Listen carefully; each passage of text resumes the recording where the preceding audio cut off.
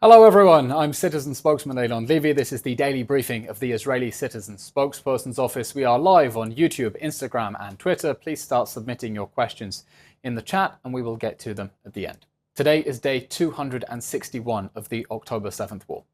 Since October 7th, Israel has been fighting for its life against Iran and its proxy armies on 8 fronts. Gaza, the West Bank, Lebanon, Syria, Iraq, Yemen, Iran itself, and attacks on the Jewish diaspora. But now there are reports that could expand to 9. I'm talking about the Taliban. Yes, that Taliban. The brutal theocratic regime that gave shelter to Al-Qaeda after 9/11 and now oppresses the people of Afghanistan again. Because the Islamic Republic of Iran is trying to recruit the Taliban, the government of the Islamic Emirate of Afghanistan, to attack Israel. Iran is working to get the Taliban that helped bin Laden plot 9/11 to partner with the Hamas regime that perpetrated 7/11. Last week, Iran's foreign minister urged the Taliban's foreign minister to take joint action against Israel and join its plot to destroy the Jewish state. This comes after Iran hosted talks between the Taliban and Hamas. And Iranian sources say the Taliban is ready to send troops to fight Israel. What does Afghanistan have to do with Israel? What do Yemen and all these other arenas have to do with Israel? Iran is building a coalition to destroy Israel as the regime in Tehran races towards getting nuclear weapons. It's surrounding Israel with proxy armies far more powerful than most NATO militaries. These countries should all have peace with Israel. We have nothing against Afghanistan or Yemen, no territorial disputes, but Iran is supporting these evil minions to advance its vision of Iranian regional domination of the Middle East. These evil regimes want to repress and abuse their own people while destabilizing the Middle East and plotting to destroy the Jewish state. Because the Iranian axis doesn't only hate Israel, it hates the West. Israel is on the front lines of the free world against the forces of barbarism. By standing up to the enemies of America and Europe, Israel is keeping them safe. And we need the free world to stand with us against those terrorist forces that threaten all of our freedoms and have attacked all of our countries before. Israel is fighting for humanity on the front lines of humanity, and it's time for humanity to stand with Israel. We'll take questions from the audience watching live on the various social media platforms. A reminder, you can submit on YouTube, Instagram, Twitter, all the other platforms. Yes. This question coming in from our TikTok comments from Wave27129. Who do you think should rule Gaza after the war? Gaza needs to be run by Palestinians who are committed to turning a new leaf, who realize that terrorism is a dead end that will only bring their people disaster and ruin. We need Palestinian leaders in Gaza who are brave enough to stand up to their people and say that Hamas's strategy of turning Gaza into one big launchpad for attacks against Israel was a terrible mistake, who are ready to abandon the dream of destroying Israel from the river to the sea and start building Gaza as a permanent home for its people. Now, Israel is not going to govern Gaza after this war. We don't want to. No one wants us to. Hamas is not going to govern Gaza after this war. That would be a recipe for the next 10/7 massacre and the next war. But at the same time, the Palestinian Authority is not fit for purpose either. The Palestinian Authority that runs parts of the West Bank isn't able to impose order in Jenin, let alone impose order in Gaza. The Palestinian Authority doesn't take control and responsibility for so-called refugee camps in its own territory. So how is it going to provide services for the people of Gaza when it itself says that the UN is responsible for providing those services for them? So the question of the day after Hamas is a difficult one. It's a live political issue in Israel. We know who it won't be, and it needs to be Palestinians who are willing to take responsibility and take their people in a different path and say no to terrorism, no to massacres, and yes to peace with Israel. Oshrit from our YouTube comments asks, in light of everything that was revealed on the UN, has Israel considered leaving? No, I don't think the option of leaving the United Nations is sensible, and that is because the United Nations, like it or not, many of us don't like it, think it has deep-seated anti-Semitic problems even, is the only club in the world with all member with all nation states in it. If you are in the United Nations, you are a real country, and that is where you can wage your diplomatic battles. That is where you build alliances together with other countries and work towards collective action.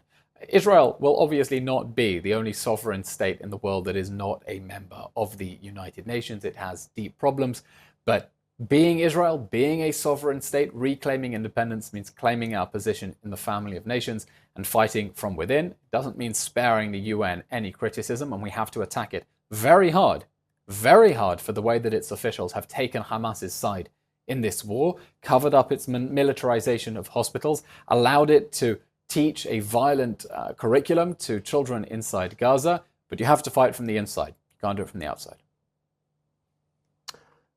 Benji Lewis asks on our Instagram feed, is it safe to visit Israel this summer despite the Hezbollah threat? Come visit Israel. Come on solidarity missions. We need you here to help fill the gap where we don't have agricultural workers to help pick lemons and avocados. We need you here to pack sandwiches for displaced families and for soldiers and for victims of the massacres and the hostage families as well. We need all the help we can get. Now, day to day in Israel, I can say I have an amazing sense of personal security. And I know many women as well feel perfectly safe walking around central Tel Aviv, middle of the night, far more than they would in parts of London or New York or Paris. But that doesn't get around the fact that, yes, we are in a war zone. We are being attacked on multiple fronts. The war that Hezbollah has already been waging against us since October 8th can escalate. It can escalate at any moment. At any moment, we can have a rocket sirens. That's part of the name of the game, being in this conflict zone. But I don't think that should tell people, do not come to Israel. Come, but exercise caution and know that if there is a rocket alert, you have, depending on where you are, up to a minute and a half to run for shelter. But just because we're being attacked, it doesn't mean you hide and run away. Come to Israel. The beaches are packed on weekends. People are living their lives. That's what it means to be Israeli. We don't hide. We don't cower. We live our lives to the full. When we have to fight for our lives, we fight. This question coming from our very own citizen spokesperson, Ashley Waxman-Bakshi, who writes, why does it feel like the whole world doesn't see what we see? Why has the UN become so biased? Ashley, that's an excellent question. Unfortunately, the United Nations is not a club of democracies. Most countries in the United Nations are dictatorships, tyrannies, autocracies. And if there's one thing that they can agree on, it's to gang up on Israel, gang up on the Jews, because it gives them a way to cooperate and work together. We don't have 50 Jewish states at the United Nations. There are 50 Islamic states. There are over 20 Arab states. And so it means that the numbers are against us. And it means that you have many people who are willing to automatically amplify Hamas propaganda and not the Israeli story. You have the Islamic states that will amplify the Palestinian story, and then unfortunately far too many Western countries that think that they can appease the Arab world, appease the Islamic world, throw Israel under a bus in order to gain favor with them. But that strategy is not going to work. As we saw in the briefing today, Iran is trying to get the Taliban to join its axis of evil against Israel. And these are all the same forces that are attacking the West, plotting to destroy Israel. And the world, the free world, the Western world has to understand Israel is its first line of defense against the barbaric terrorists who want to destroy the free world. And they have to stand with us, not because they're doing us a favor, not because we reflect their values, but because we are the front lines of their defense against the evil regimes that would gladly harm their citizens too. Next question coming to us from Tracy M. from Australia, who writes, what happened October 7th for Hamas to get in en masse? How did the defense system fail so badly? Did anyone get sacked? That's an excellent question, Tracy, and it's a question that everyone in Israel has been asking since October 7th and will have to be answered by a commission of inquiry at the end of this war. That's what it means to be a sovereign state. We will have to learn lessons. And everyone from the Prime Minister downwards has said they will have to owe the public answers. And we expect that. We expect our leaders to give us answers and take responsibility for what happened. Israel fell into what we call the conception. We believed that Hamas was deterred. We knew that they were evil, anti-Semitic bastards who want to wage war against Israel, but we thought that we had convinced them that they would have to be crazy to attack Israel. And you know what? It turns out we were right. They did have to be crazy. They are crazy. Hamas is led by psychopaths.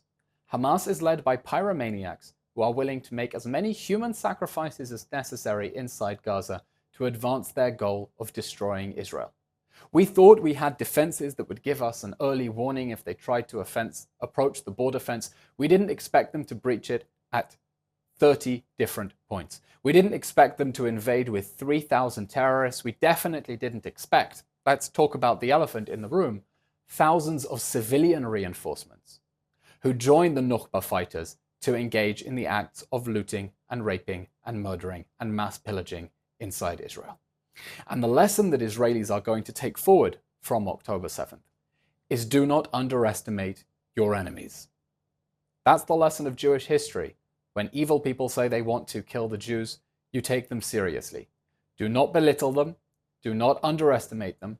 Take them very seriously, because there are some very, very talented people in our enemy ranks. The tragedy is they try to use those talents for the purposes of evil, to try to destroy our country. But the lesson that Israelis will learn is don't underestimate your enemies, don't overestimate your defenses, remain vigilant, and know that when your back is against the wall, ultimately, you will have only yourselves to rely on. And our last question for today coming from Pete from YouTube, who writes, why does Israel not produce their own weapons that they need from the USA? Surely Israel has the capacity.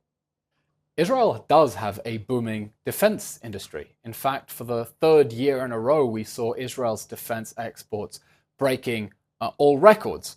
I saw recently the Canadians said that they would bar defense sales to Israel. Well, they have more to be worried from the other direction because Israel sells much more in defense equipment to Canada. Israel has learned that the hard way. When the Iron Dome system was under discussion, it didn't exist. It sounded like science fiction, the idea that you could blow a rocket out of the sky using another rocket. And Israel has had to innovate with defense technology that is keeping the rest of the world safe.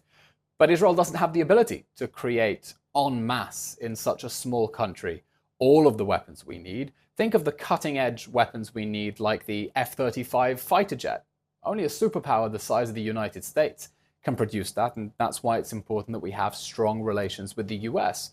But definitely, the tensions of recent weeks will be making many Israelis ask, in anticipation of the next war, assuming our enemies aren't going to leave us alone, even though all we want is peace, Israel will have to step up its own domestic production to secure our strategic independence in future rounds so that we can stand up even if our allies have strategic disagreements with us. But those are things you have to plan for at least a decade in advance. You can't change them overnight. Okay, and that's all we have time for today. Thank you very much. As always, please follow us at 3 o'clock Israel time, 8 a.m. Eastern, the briefings of the Daily Citizen Spokesperson's Office. We hope this is useful for you, knowing the information and the arguments you need to go out and fight for Israel and the Jewish people. Please send this along to at least one friend. Get them to follow us on all the social media platforms we're in. Please keep safe. Please keep fighting. Thank you.